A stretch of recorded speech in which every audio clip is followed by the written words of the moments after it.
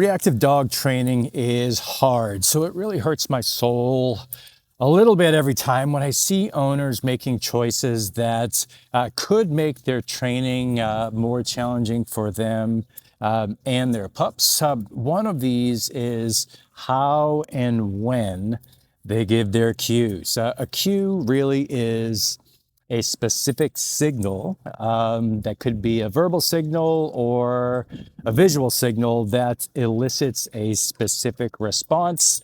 I should also add in a timely fashion. And one thing I see owners doing is that they don't take the time to teach what a word means. Dogs they know how to sit, they know how to lie down, but they may not necessarily know what those words mean because, well, hell, they don't speak English. So if we give a dog a signal, we should not expect them to do it unless we have taught them what that specific signal means. So without the teaching, that word is just that. It is a word.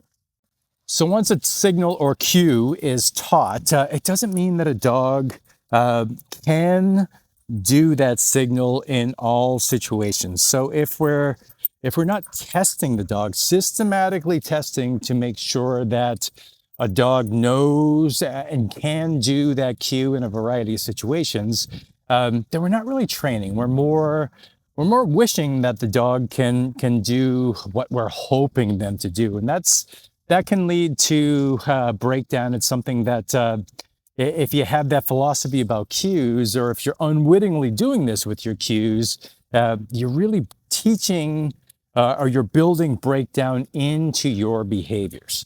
So what do? You don't, believe it or not, you don't need a lot of cues to be successful training your reactive dog.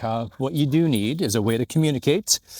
Teach a really strong and super reliable marker signal. This could be a clicker, a whistle, a verbal marker, whatever works with your dog and has the signal strength to compete with whatever is happening in the environment. On top of that, you just really have to recognize when your dog makes good choices and then reward them well when they do.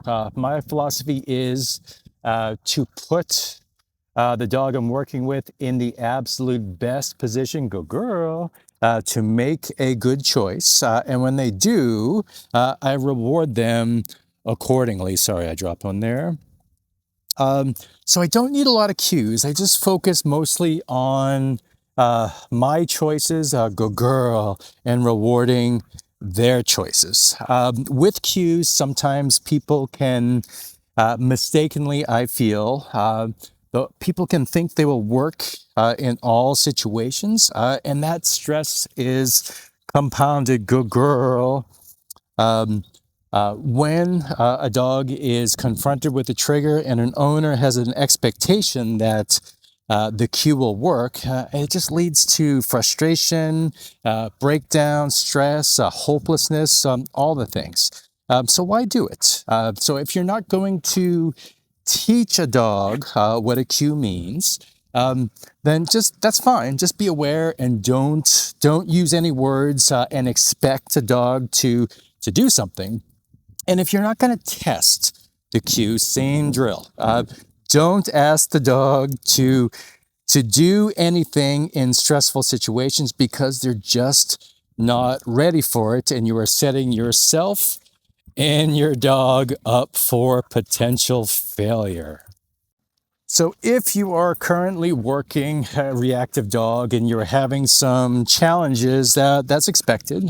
Sometimes with reactivity, you don't necessarily know if things are working, but if you want another set of eyes, you can feel free to send me a quick clip, 30 seconds or so. I am happy to review it, let you know what I think, and if you're stuck in certain areas, I'm happy to do my best to point you in the right direction. Say bye to Kono, bye Kono, over here.